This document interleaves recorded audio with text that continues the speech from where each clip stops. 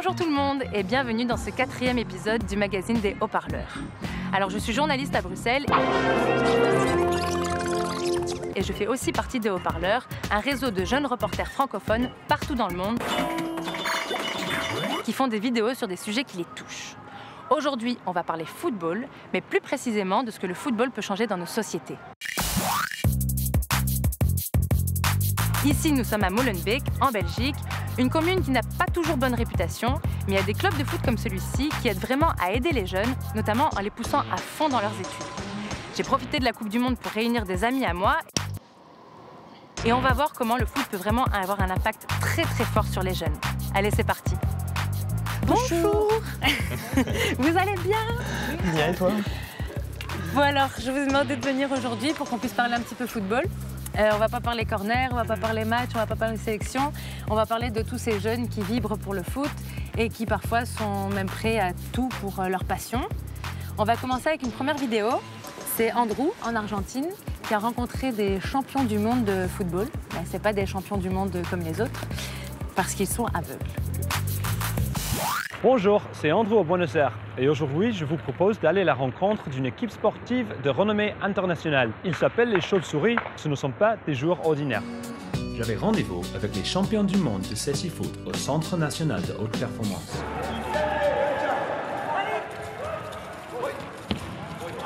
Yo soy preparador físico y en los partidos estoy detrás del arco siendo el guía. Las reglas que se adaptan son decir la palabra voy para no chocarse, la pelota sonora y los guías que van a dar orientación a los jugadores. Realmente lo que nosotros sentimos cuando empieza un partido es tenemos ganas de ganar como todos y lo que primero le damos la atención es al sonido de la pelota y al sonido de los que están corriendo al lado nuestro. Aquellos que lo ven por primera vez es sorprendente quizá por la dinámica del juego, porque es mucho más rápido de lo que muchos piensan. Y nosotros todos tenemos que usar gafas que son para taparnos los ojos, porque en caso de que alguno vea, todos estamos en igualdad de condiciones. Los 9 años que de ciego y paralítico me agarró un virus. Yo le pedí a Dios que si tenía que elegir una de las dos cosas era volver a caminar. Dios me escuchó, de todo lo que me había pasado de lo malo tenía algo bueno que era esto, ¿no? de entrar a la selección de fútbol de ciegos, de murciélagos, donde creo que logré todos mis objetivos. Mon expérience m'a fait réaliser que je n'avais jamais vraiment passé de temps avec des personnes aveugles. J'espère que ça vous a plu. À bientôt sur les Haut-Parleurs. T'as déjà vu des matchs de ce style? Oui, j'ai eu l'occasion de participer à une activité qui permet un peu de se mettre dans la peau d'un joueur. En fait, moi, pendant les 5 premières secondes où on m'a mis là un petit bandeau sur les yeux, c'était très difficile de se repérer déjà. Je pense qu'ils sont, comme ton collègue le disait, beaucoup plus doués techniquement que la plupart des joueurs. Finalement, le foot qu'on voit tout le temps ou qu'on connaît, en tout cas, c'est le foot qui est joué par des mecs qui n'ont pas de handicap. Est-ce que vous pensez que le foot peut quand même laisser sa place aux autres, comme aux femmes, par exemple?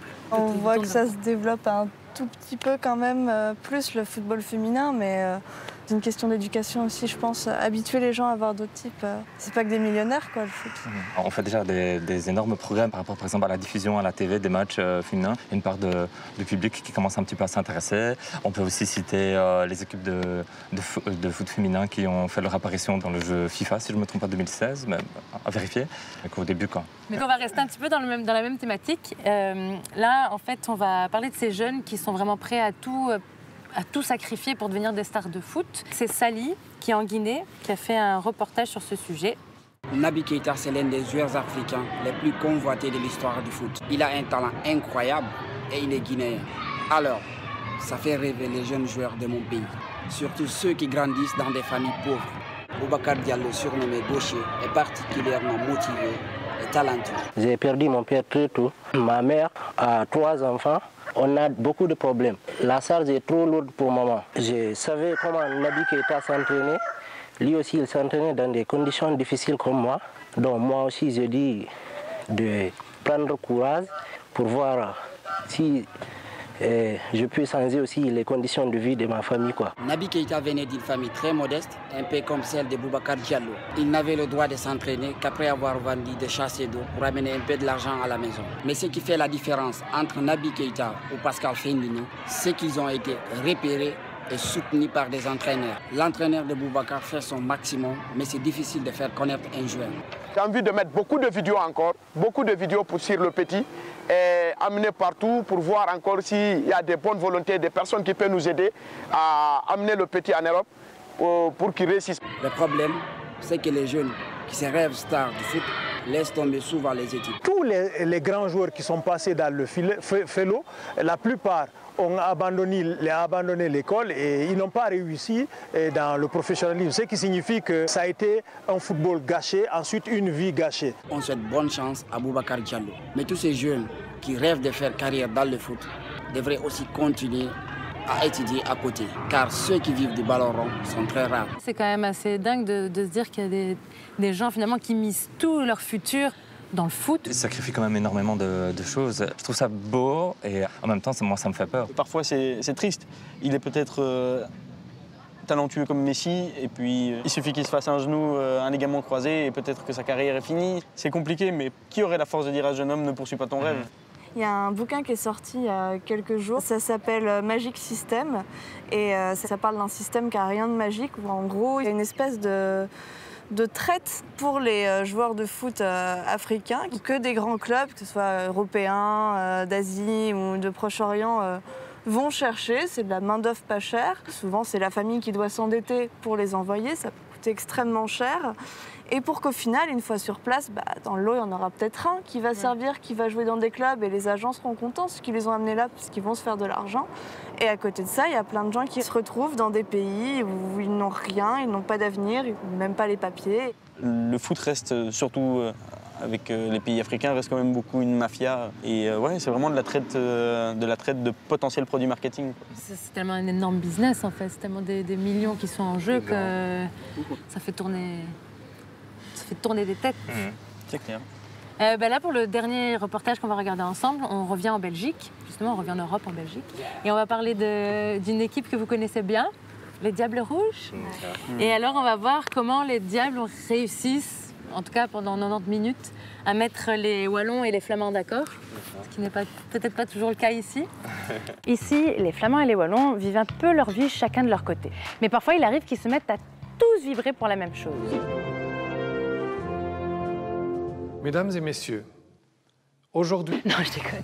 Ces moments, ce sont les matchs de l'équipe nationale belge de football. Bienvenue en Belgique, ce petit pays qui a quand même trouvé le moyen de se diviser en deux, voire en trois, avec d'un côté la Wallonie qui est francophone, comme Simon, de l'autre côté la Flandre qui est néerlandophone, comme Michel, et puis il y a une autre petite partie qui parle allemand. I do not often go to Wallonia. Sometimes, when I have events for work. Si les Flamands et les Wallons vivent dans le même pays, en fait ils n'ont juste pas les mêmes médias, ils n'écoutent pas la même musique, ils ne regardent pas les mêmes films, et quand un Flamand et un Wallon se rencontrent, ils se parlent dans une langue étrangère à leur pays. En Australie, il y avait quelqu'un qui se rendait compte qu'on était tous les deux belges et qu'on parlait anglais entre nous et il ne comprenait pas du tout. Et donc j'ai pris une carte de la Belgique et j'ai commencé à lui expliquer ouais, c'est pour ça quoi. Et à certains moments, ils se transforment tous en Belges.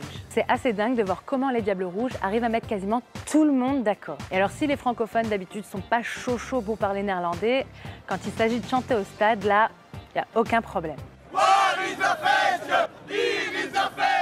Mais alors comment les Diables font pour arriver à ça, alors que le roi de son côté, il fait moins en moins l'unanimité? On vit dans un petit pays et donc c'est peut-être parfois plus facile de s'identifier à eux parce qu'ils vont plus vite vivre pas loin de chez toi. Il faut savoir que parmi les joueurs, il y a quasiment une égalité parfaite entre les francophones et les néerlandophones. Mais surtout, depuis la Coupe du Monde 2014, les Diables sont vraiment bons. I think it makes sense because people like to support things that are going well, but c'est pas seulement en Belgique que le foot a comme ça ce pouvoir de rassembler les gens. En France, en 98, ça avait juste été un moment magique. Tout le monde était à 10 000 lieues de toutes ces questions de racisme, etc. Parfois même, le foot, il peut aller jusqu'à apaiser les tensions diplomatiques. Alors ok, les Flamands et les Wallons se retrouvent au stade pour aller supporter l'équipe des Diables Rouges. Maintenant, c'est pas pour ça qu'il y a une osmose parfaite dans le pays et qu'il n'y a plus de soucis. Donc vous l'avez compris, autant le foot peut rassembler les Belges pendant 90 minutes, on peut pas non plus faire des miracles. Alors, qu'est-ce que vous en pensez, vous? Est-ce que les Diables Rouges sont vraiment le dernier ciment de la Belgique? Alors, je crois pas que ce soit le dernier ciment de la Belgique, mais par contre, c'est sûr que c'est un des ciments, parce que c'est quelque chose de très symbolique. Et là, en plus, en l'occurrence, on a une équipe qui... pour une fois, tient la dragée haute à toutes les grandes équipes et donc forcément, on a envie de laisser un peu les pseudo-soucis linguistiques de côté et Enfin, moi, j'ai plus l'impression que les différences qu'il y a sont plus politiques que vraiment dans la vie des gens. Ouais, ça me fait penser à la Pologne, évidemment, je suis polonais. Et là, je pense que c'est multiplié par 5. Il y a un côté nationaliste, patriote, à chaque fois que la Pologne elle joue.